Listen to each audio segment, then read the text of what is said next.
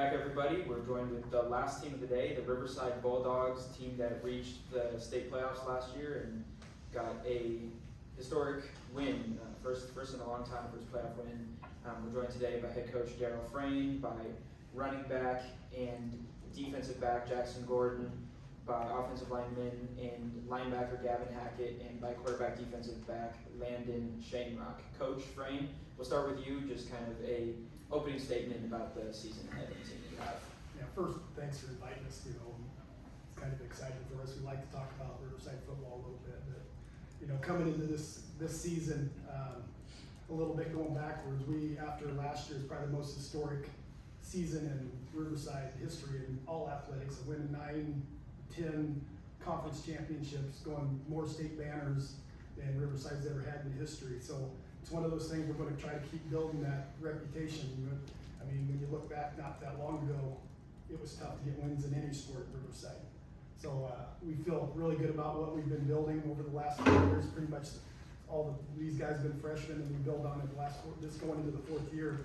So we're excited about where we're going, and we hope we can build on that. With that said, I mean, we got a lot of holes to cover up from last year.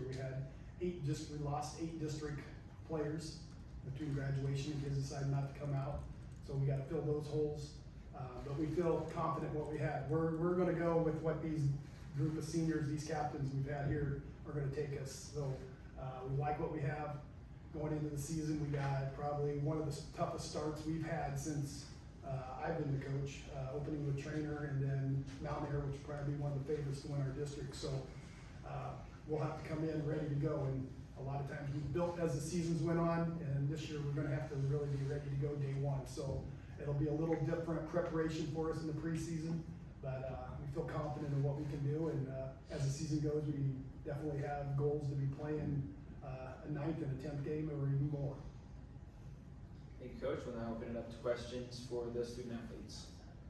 I guess going off, I mean, as Coach Beer was mentioning earlier, I mean, last year, first time in a while there that you guys got a playoff win there, making it all the way to the round of 16 there as well. I mean, just still a good deal of production for the most part for you guys coming back here. I know some other faces that aren't here as well there, but I mean, just kind of talk about some expectations. Just certainly got to be high for this coming season here. And just go down the line here. Sorry. I think we got a pretty good team chemistry, so I think that helped us win a lot of games last year. I mean, we're all pretty close and we know how to play with each other, so I think that helps a lot. And grinding in the off season in the summer, doing workouts, hitting the weight room pretty hard, and then going to camps and stuff like Preston Camp, Simpson Camp, getting a lot of playing time there, so I think that helps a lot. Our expectation is just to fly around and trust one another that they're going to do their job so we can do our job. I mean, yeah, we lost a lot of seniors last year, so the younger guys coming up is huge for us, and just building their trust in us and our trust in them is pretty big. You guys talk about the senior classroom and just kind of talk about what they kind of a foundation that they left behind here that you guys look to build off of here. Kind of going with the first question here and trying to build off their accomplishments to this next season here. Yeah, I think the senior class had some pretty good leaders there, so I think we'll have to step up and take that over and lead our team to some wins. Yeah, like Jack said, we had good leaders last year, but we also could follow their leadership and then learn from that. Yeah, they definitely set the standards, what I would say, for us as leaders and followers as players. Talk about, as Coach said, a challenging start. I mean, obviously, Trainer going to start towards the beginning of the season there. I mean, Mount Air, obviously, as well as you mentioned there. I mean, just talk about these early challenges that you got here. I mean, obviously, to build towards what everybody wants, a successful playoff run. Talk about how taking on some of these teams early on here and testing yourselves early on here kind of helps build towards that going. Some goals that you guys have here for the later run of the year. Yeah, I think playing these tough teams at the start will show us what we need to work on and what we're good at, so we can build off that and work from there. I think we'll be all right at the start if we just trust our game plan and then go into it just flying around. Yeah, same thing. just trusting our guys and play our best games. First 2 games, start out strong, finish it for the year. Jackson, you're coming in this season as the number 2 returning back, I think in the state of Iowa in terms of yards coming back from last year, certainly in Class A. We just kind of look at the success you had last year, 31 rushing touchdowns as well, 1,900 yards. What kind of led to that success last year, and how do you hope to carry that into this year? I think it's all my linemen. I mean, just trusting them, staying behind Gavin over here. And, I mean, I just got to trust them and trust their blocking skills. So. And then kind of on that question for you, Gavin, kind of setting the tone along with, guys like Wyatt too. How do you guys just create that space, create that opportunity so that Jackson can do what he does and also give Landon time in the pocket as well? Yeah, we just do our job and fly around and just hit people, I guess.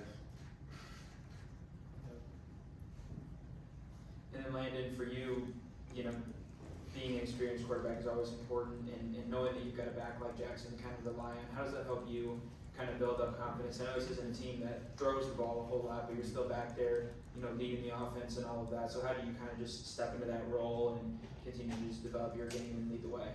Yeah, I mean, it's pretty easy when you got Jackson Gordon back there with you. It just, you trust your lineman with Jackson, and after every play we tell him good job, keep going.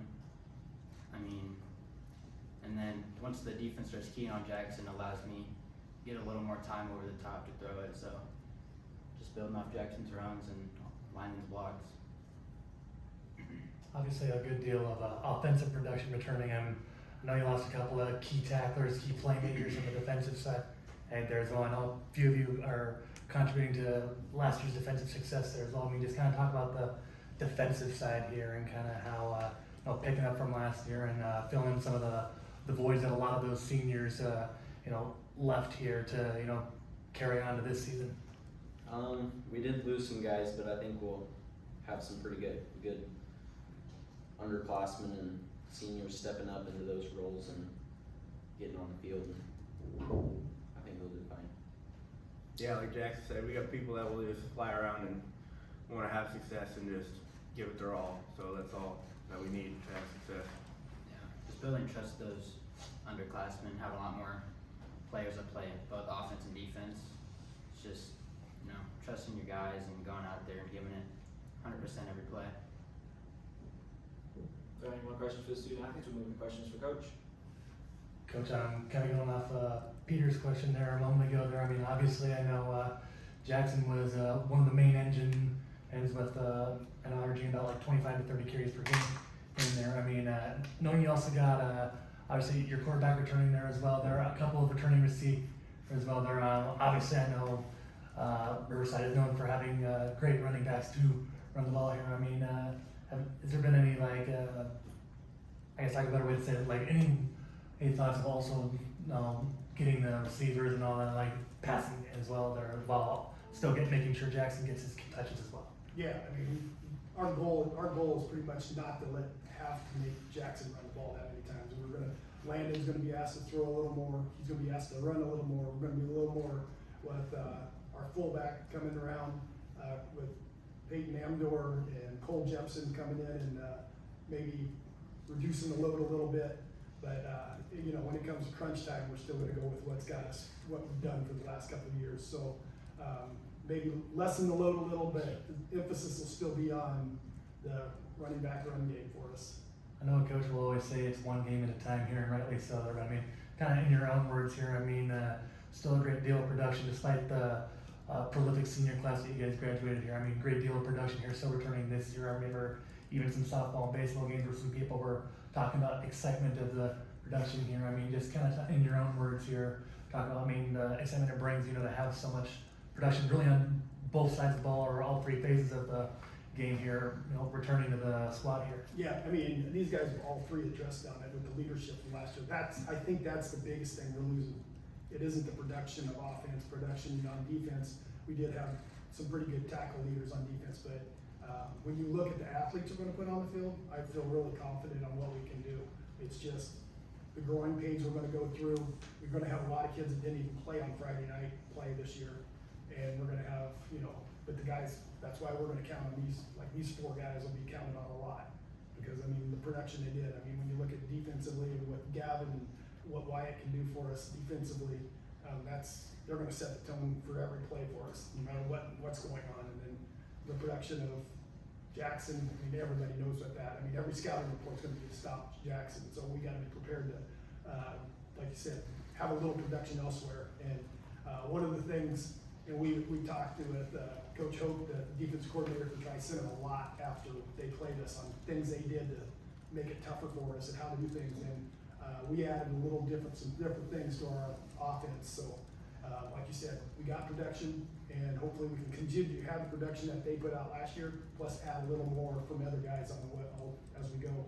Got a playoff win here last year, which I mean is always a big thing to take pride in here. I mean, just kind of talk about. I mean, obviously you want to try to go as far as in here. What's kind of the next step here now that per se got that monkey off the back here? You took that first step here. What's kind of the next step that this squad here is aiming for? Yeah, just like you said, initially our game plan is today's practice or tomorrow's practice and next practice, first game.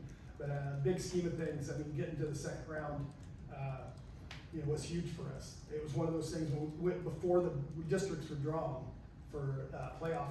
The one team I did not want to face was Tri-Center. I legitimately thought they were the best team in the state when but that's the way it works in Class A football. You're going to play who's local. So we knew what they brought to the table for us. They gave us so many challenges, but I think they taught us a lot of things that we can do that we maybe didn't think we could do going in that could progress us to the next step and maybe get farther down the line in the playoffs.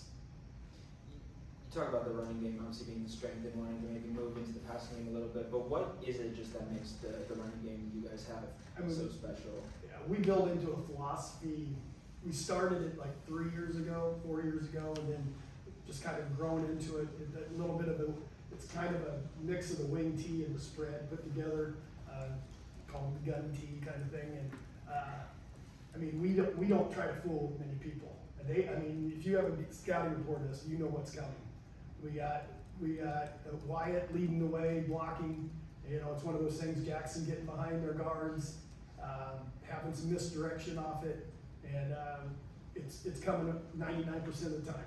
And our kids get really, really good at what they do. We don't try to, like I said, we don't try to trick them. We're just going to try to be the best at what we do, and and build off those things. And in some cases, the other team has a lot more talent than you, and they make it tough on you. But we're going to do what we do and get really good at it. And Jackson. If that means Jackson's got to run it 30 times or run it 15 times, we're gonna just keep going and get the yards we can. I guess also 6.7, I think, yards per carry is what you got last year. So that shows that not only do you do it a lot, but you do it well running the ball. And it also just seems to really get that offense going. How can it also create those opportunities to open up the passing game a little bit, maybe running a play action or something like that? Can you just kind of talk about how it adds that dynamic? Yeah, coming into the year, we're going to a lot more play action, give Landon shots down the field that should be wide open because of the running game's opened it up. A few more RPOs than we've done in the past to cheat off those guys that are keying on Jackson when they key on them, throw them where they're supposed to be, kind of thing. So RPOs, little play action passes, and roll out passes, sprint out passes to create pressure on the edge. And if we continue to run the ball like we can, those things will be really open a lot. You mentioned also the success just of the athletic program as a whole. Obviously, being the athletic director at Riverside and also being a part of the softball team that got to state, just the confidence and the energy that you see in the program, especially from your position and your perspective. How do you see that kind of feed into what this football team is hoping to accomplish this fall? Yeah, when they see expectations and goals getting reached on the other programs, it leads right into what they're doing. Last year, the boys teams had success, girls teams had a lot of success, and and I think that's one of those things that they feel like it's their turn to have top them a little bit and challenge each other and get better. And football is definitely the leading point. It's a lot easier to be in the hallways every day when you're having success in all your athletics and other activities along the way also. And it creates a really competitive edge within the school. Friendly competitive edge, but that I mean, pushes you along when you go to practice and have competition. We kind of talked about the schedule here a little bit here. I mean, obviously, starting out with trainer, even before that, now you got like a scrimmage with Gardner there too, Mount Air also. I mean, getting those first 2 games at home before we even look into your district there. I mean, just talk about starting, week 1, week 2 there at the comforts of home here. Yeah, that's the biggest thing. All 3 teams, scrimmage, including the scrimmage, the 2 first games, all come and play really physical style football. We'll really get a look at where we're at, and it's one of those deals where we really, I don't know how many Friday night players we have, 14, 15. We're going to have to be on the field a lot, playing at home, doing those type of things. I mean, we're going to have to take advantage of everything we got, and just for the fact of our depth will be a little bit lower than it has been in the past, and we're going to have a lot of people playing that haven't even stepped on the field on Friday night. So we got to take advantage of everything. And looking at the district there, I mean, some squads are obviously St. Albert. I mean, big program there. I mean, ACGC, I know you had a heck of a showdown with them there last year there. I believe Peter hit that one there earlier. I mean, just the district here coming up here. I mean, just kind of talk about the challenges there that you look onto as you, obviously, I mean, got to do well in district if you want to get to the postseason. Right, and that's our main goal. Like I said, with St. Albert in the non-district, trainer non-district, those are going to kind of be measuring sticks and what prepares us for the rest of the district.